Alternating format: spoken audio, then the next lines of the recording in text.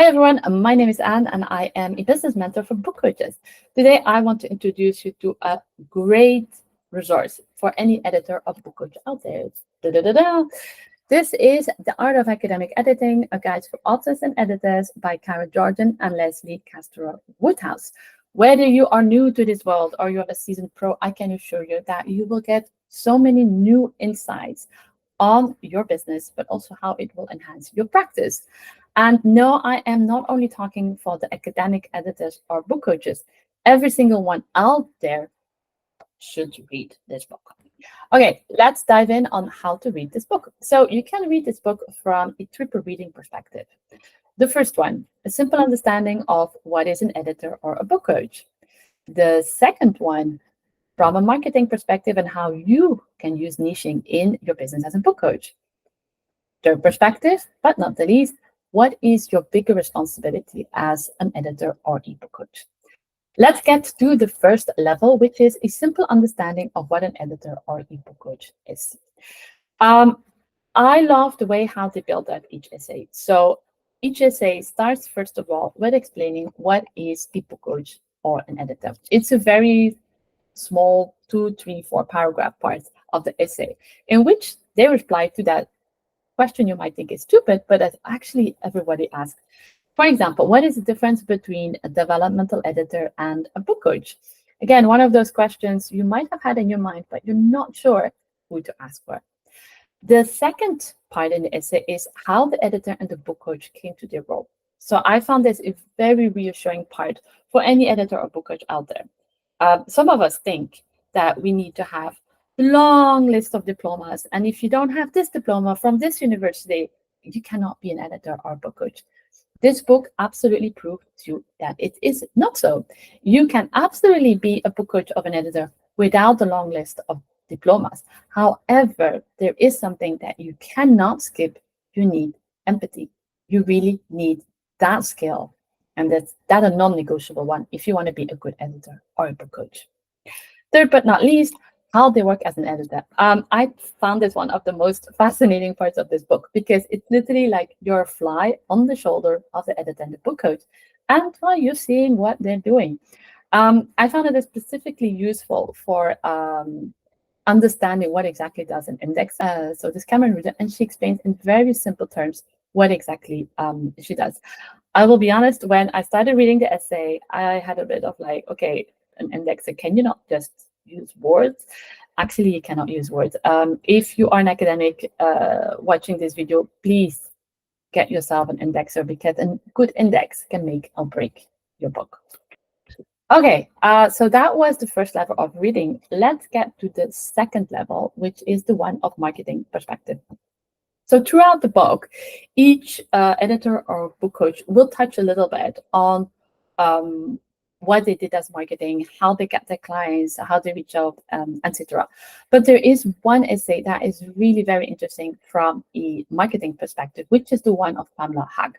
So Pamela Hag, she is a line editor for academics. I am sure if you have been watching this video and you just heard what I said, you will say, oh my God, and that is a super, super niche market. Yes, indeed, it's a very super niche market. And what is great in this essay is that Pamela Hag says, yes, this is my niche, but this is how I leaned in completely in my niche. And I have been able to use it in my marketing. The first point of view is that she says, okay, I'm very specific. I have been able to build up my expertise as a line editor for academics. And people know that I have that specific expertise, which is a great point because imagine, put yourself in the shoes of the academic scholar. Who will you call? The editor who says, I'll take everything, just send me a text and we'll figure it out. Or the line editor who says, well, not only do I line editing, but also I really focus on academics. So that's a first point of that marketing technique.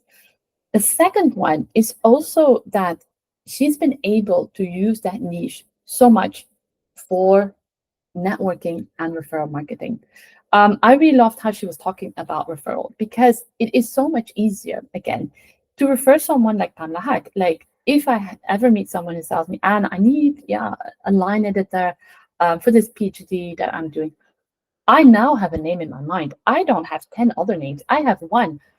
That is exactly the same.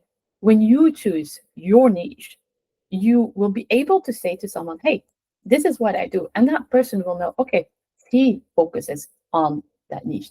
So this essay of Pamela Haag is definitely a must read. If you've been hesitating on your niche, you don't really know if it's worthwhile, you will see just in the referral aspect of her marketing alone that it has been so useful to have it. And then we get to the third and last reading level, which is the one regarding your responsibility as an editor or a book coach. Here, I would really suggest that you go for the essay of Maria Schneider.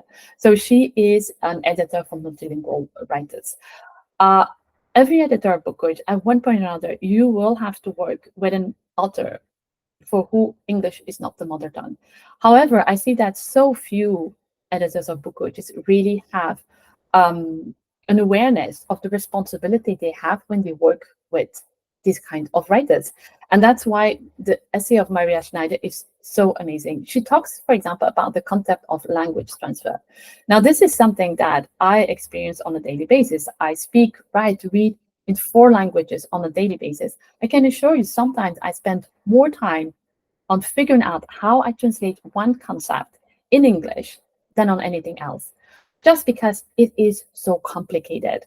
And it becomes more and more important to be aware that that is out there, that you cannot, as an editor or book coach, have an author come to you with his or her text, and that the only thing you focus on is that perfect English. Because as Maria Schneider says so rightly in this essay, authors should be judged based on their ideas, not the quality of their English. And that is a responsibility you have as an editor and a book coach. On that very serious note, that's the end of my review. So in conclusion, let's get that book there again. The Art of Academic Editing is a must read for anyone, whether you are involved in academic publishing or not. It provides an overview of the roles and responsibilities of editors and book coaches. It emphasizes the importance of niching and effective marketing techniques. And again, it offers those reflections on the nuances of editing multilingual works. And that is a wrap for this book review. I really loved reading this book.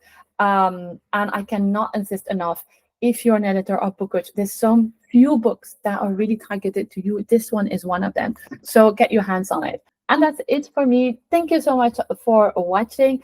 If you want more of this insight, I have a newsletter niche specifically for book coaches, where we go into the depth of your business and your unique challenges.